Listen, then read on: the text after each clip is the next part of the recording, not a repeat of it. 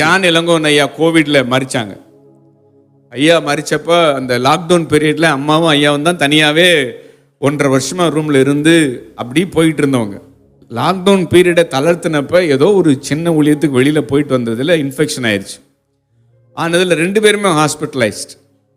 2 பேர் நிலைமையுமே கவலைக்கிடமா இருந்த சூழ்நிலையில அம்மா ரெக்கவர் ஆயிட்டாங்க, ஐயா என்ன செய்யல, ரெக்கவர் ஆகலை. அவங்க பாஸ் ஆயிட்டாங்க.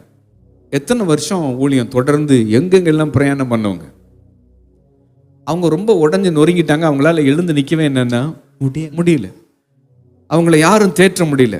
ஆனால் அந்த சமயத்தில் ஆண்டவர் லூக்கா எழுதின சுவிசேஷத்தில் ஆண்டவர் சகரியாவை குறித்த காரியத்தை அவங்களுக்கு காண்பிச்சு அற்புதமாக தேவன் அவங்களோட பேசினப்ப தான் அந்த துக்கத்தின் நடுவில் அவங்க ஒரு ஆறுதல் என்ன செஞ்சாங்களாம், அடைந்தார்களாம். 23வது வசனம் பாருங்க, லூக்கா 1:23. அவனுடைய ஊழியத்தின் நாட்கள் நிறைவேறின உடனே தன் வீட்டுக்கு போனான். இந்த வசனத்தை வாசிச்சோன்னா அம்மாக்கள் ஆண்டவர் பேசினாரா, ஊழியத்தை முடிச்சுட்டு அவன் வீட்டுக்கு போயிட்டான். அந்த நேரத்தில் கடந்து வந்த ஒரு சமயத்துக்கு ஏற்ற வார்த்தை அவங்களுக்கு அற்புதம் செய்யல, அவங்களுக்கு தேவையான ஆறுதலை தந்தது. தொடர்ந்து ஓடுறாங்க. ஆமென். அடுத்த மாசம் போறேன். போன வருஷம் நான் போக முடியல. இந்த முறையும் கேட்டிருந்தாங்க. நம்ம 21 நாள் பிரேயர் நடக்கிறப்ப 21 days தானே, எனக்கு முடியலமான்னு சொல்ல முடியல. ஜெனரலோட வைஃப் அவங்க எவ்வளவு பெரிய அப்போஸ்தலருடைய மனைவி. அப்ப நான் சொன்னேன், அம்மா நான் எப்படியாவது வர நான் பார்க்குறேன்னு சொன்னேன்.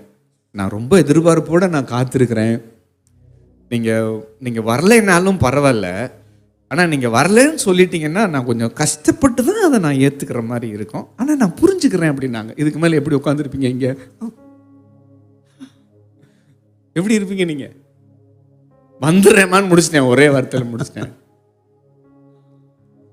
ஏன் காப்பாத்தல, ஏன் காப்பாத்த வரல அப்படின்னு கேள்வி கேட்டுட்டு ஊழியத்தை விட்டுறல. அந்த சமயத்துல தேவன் பேசின ஒரு சமயத்துக்கு ஏற்ற வார்த்தை